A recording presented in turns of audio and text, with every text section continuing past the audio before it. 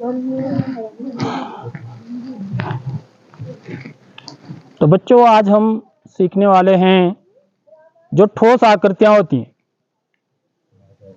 ठोस आकृतियां माने सॉलिड फिगर्स, जैसे घनाभ, घन, बेलन, शंकु, गोला, इनको क्या बोलते हैं? ठोस आकृतियां बोलते हैं। क्या बोलते हैं? ठोस आकृतियां। तो इन आकृतियों का हम क्या निकालते हैं? पृष्ठीय क्षेत्रफल और आयतन निकालते हैं। दो चीजें निकालते हैं। इनको त्रिविमीय आकृतियां भी बोलते हैं, 3 डायमेंशनल फिगर्स। ठीक है, त्रिविमीय आकृतियां भी इन्हीं को बोलते हैं, ठोस आकृतियां भी बोलते हैं इनको। तो इनके पृष्ठीय क्षेत्रफल और आयतन का क्या मतलब होता है? सबसे पहले जैसे हम जो द्विविमीय आकृतियां होती हैं, जैसे त्रिभुज, वर्ग, समांतर चतुर्भुज, समलंब, समचतुर्भुज, इनके क्या निकालते हैं? परिमाप और क्षेत्रफल निकालते हैं, क्योंकि इसकी जरूरत पड़ती है हमको। यदि आपको किसी एक खेत को नापना है, कल के दिन आप क्या बन जाते हैं? माना पटवारी बन जाते हैं। पटवारी होते हैं ना, तो वो क्या करते हैं? गांव में आते हैं, खेत को नापते हैं। तो क्या निकालते हैं? वो खेत का क्षेत्रफल निकालते हैं। क्या निकालते हैं? खेत का क्षेत्रफल निकालते हैं। तो वो क्षेत्रफल निकालना यदि आपको आता होगा, पटवारी को आएगा तभी तो निकालेगा। वो आएगा ही नहीं निकालना, तो कैसे निकालेगा? तो वो क्षेत्रफल निकालना आपको सीखना है। दूसरा होता है परिमाप, जो आप जानते हैं कि हम जब बाड़ लगाते हैं चारों ओर किसी खेत के, तो कितना तार लगेगा, जो इस प्रकार के प्रश्न होते हैं, वो क्या कहलाते हैं? उसका परिमाप कहलाता है। जैसे देखो, इसके किनारे पर बॉर्डर बना हुआ है ना, ये बॉर्डर क्या है? इसका परिमाप है। इसको नापो आप, लंबाई कितनी है इसकी चारों तरफ की, यहां से लेके यहां तक। तो ये क्या कहलाएगा? इस श्यामपट्ट का परिमाप कहलाएगा। ये भी आयताकार है। और जहां मैं लिख रहा हूं, ये कौन सी जगह लिख रहा हूं? क्षेत्रफल में लिख रहा हूं। ये इसका क्षेत्रफल है जहां मैं लिख रहा हूं, ये अंदर का भाग जहां मैं लिख सकता हूं। यहां लिखता हूं मैं कभी? हाँ, तो ये क्या है? यहां बाढ़ लगाएगी। ये देखो, ये बाढ़ ही तो है। समझ रहे हो बात? ये कितना लंबाई है इसकी चारों तरफ की, वो क्या है? इसका परिमाप है। और जहां मैं लिख रहा हूं, ये देखो, मैं यहां कहीं भी लिख सकता हूं ना, तो ये सब क्या कहलाएगा? इसका क्षेत्रफल कहलाएगा। यहां तक भी क्षेत्रफल ही कहलाएगा। जैसे समझ रहे हो, इसमें जरा मोटी बाढ़ लगा रखी है। समझ रहे हो? तो क्षेत्रफल का मतलब हर जगह वही चीज होती है। क्षेत्रफल का मतलब जो हम ठोस आकृतियां पढ़ेंगे, उसमें भी उसका मतलब वही होता है जो आयत के केस में होता है। अब देखिए, हमारे पास जो ठोस आकृतियां हैं, मैं यहां पर सबसे पहले घनाभ और घन की बात बोल रहा हूं। देखो, ये हमारा घनाभ होता है। इसका चित्र मैंने यहां पर बनाया हुआ है, लेकिन होता ऐसा है, अपने दिमाग में हमेशा इसको दिमाग में ये रखना है कि घनाभ जब भी आएगा तो आपके दिमाग में ये वाला आकृति आनी चाहिए। समझ मारी नहीं आ रही बात? तो यहाँ पर पृष्ठीय क्षेत्रफल क्यों कह रहे हैं? देखो, क्योंकि आयत में तो एक ही पृष्ठ होता है, यही है बस। यदि मैं इसी को लूं तो ये क्या है? आयत है। लेकिन एक घनाभ की जब हम बात करते हैं, ठीक है, तो इसमें तो कितने आयत बन रहे हैं? देख लो, है कितने आयत बन रहे हैं? कितने पृष्ठ होते हैं इसके? एक या हो गया, ठीक है, इसके पीछे एक ही है। ये दोनों बराबर होंगे। समझ रहे हो बात? जो आगे होगा उतना ही पीछे भी होगा। ये 2 ये हो गए, फिर 2 ये हो गए, ऊपर नीचे कितने हो गए? 4, फिर 2 ये हो गए, ये और ये कितने हो गए? 6 पृष्ठ होते हैं इसमें। कितने पृष्ठ होते हैं? 6 पृष्ठ होते हैं। अब देखो, पहला वाला जो है ये है। देखिए, यहां पर क्या लिखा हुआ है? ये लंबाई है इसकी, ठीक है। ये इसकी क्या है? चौड़ाई है, ठीक है। यदि इसको ऐसे रखूंगा मैं तो, और ये इसकी क्या हो जाएगी? ऊंचाई हो जाएगी या मोटाई हो जाएगी। तो ये आयत बन गया। इस आयत का क्षेत्रफल क्या होगा, लंबाई गुणा चौड़ाई, यानी कि L गुणा B। इसके पीछे वाले का भी क्षेत्रफल इतना ही होगा, सेम L गुणा B। समझ रहे हो बात।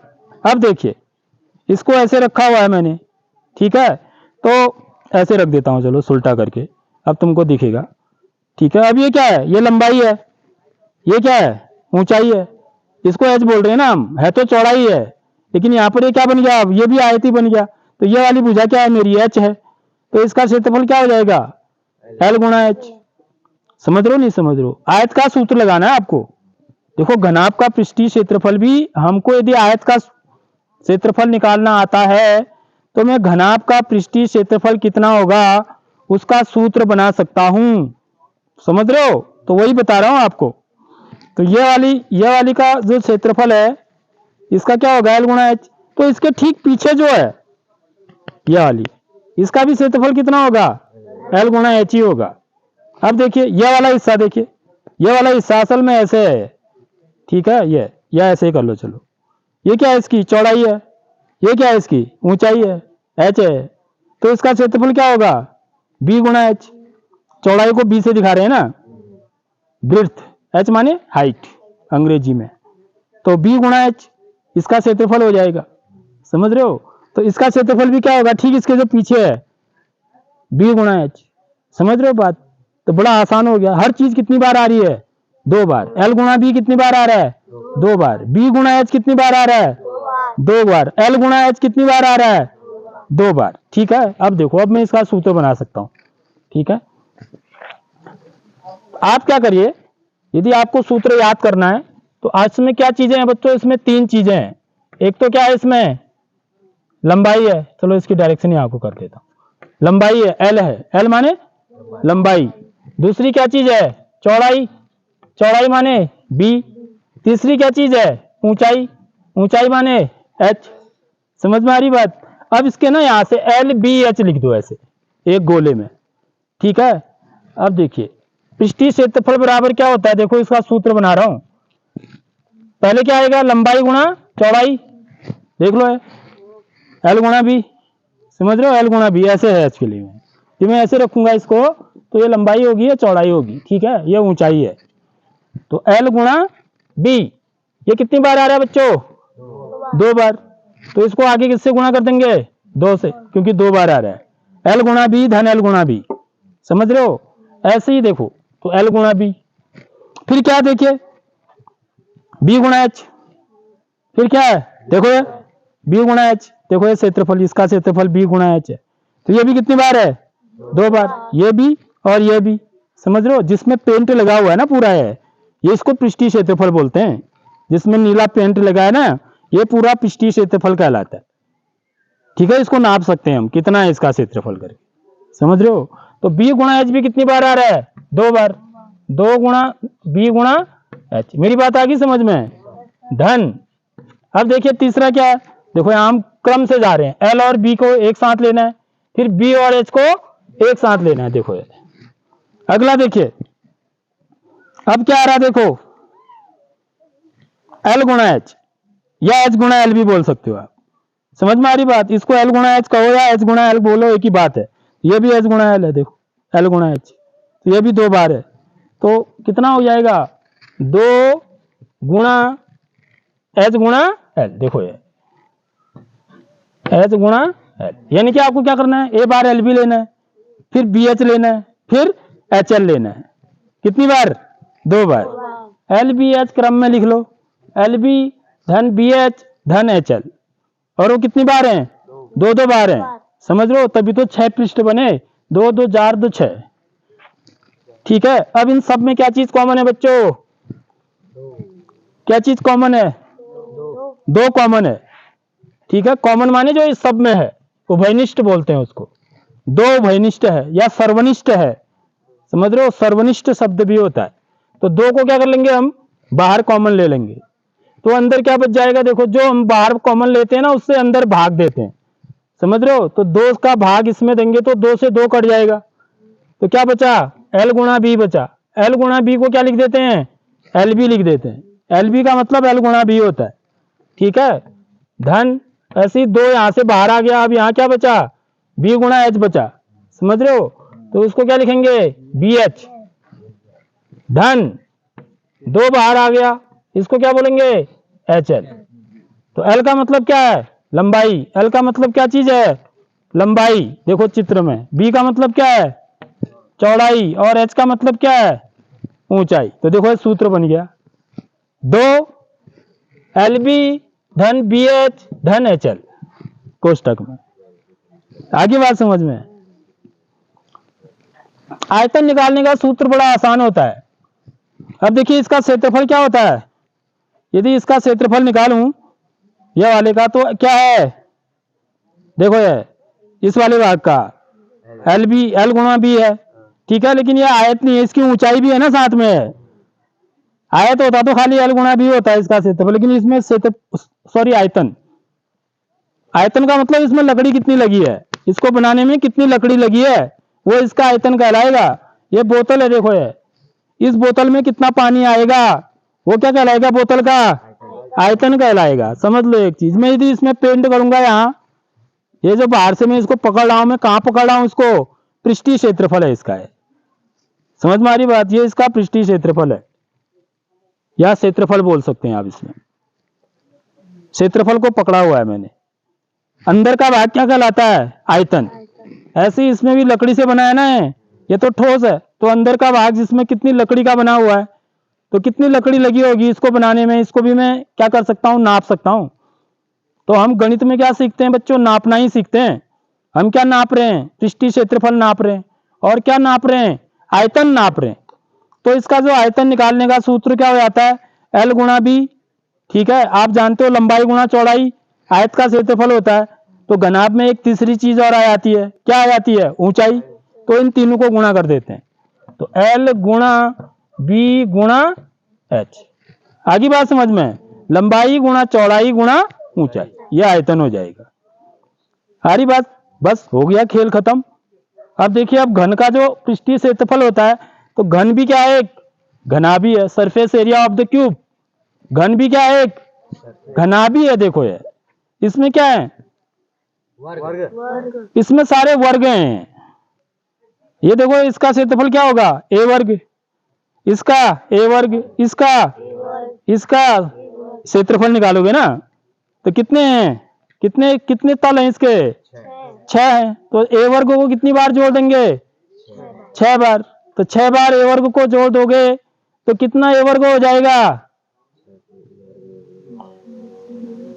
बताओ। 6 बार A वर्ग को जोड़ोगे, ठीक है, तो मेरा घन का पृष्ठीय क्षेत्रफल A वर्ग धन A वर्ग धन A वर्ग धन A वर्ग धन A वर्ग 1 2 3 4 5 धन A वर्ग, तो बराबर कितना A वर्ग हो गया, A वर्ग माने 1 A वर्ग।